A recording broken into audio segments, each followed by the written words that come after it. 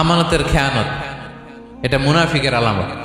শুধু মুনাফিকের আলামতই না, এটা কিয়ামতের একটা আলামত। আল্লাহ বলেন, ইন্নাল্লাহা ইয়া'মুরুকুম আন তুআদ্দুল আমানাতি ইলা আহলিহা। আল্লাহ তাআলা আদেশ করেছেন আমানতের যে হকদার তার হাতে তার আমানত পৌঁছে দাও। আদেশটা কার? সবাই বলুন, আদেশ কার? আল্লাহ।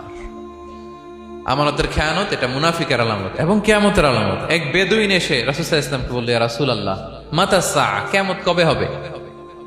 কি কবে হবে?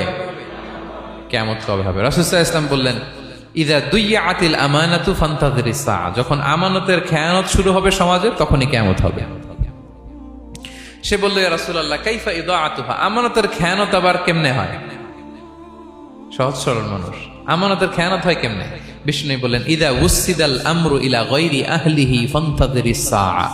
যে লোক যেই কাজের যোগ্য নয়, তাকে যখন সেই কাজে বসিয়ে দেয়া হবে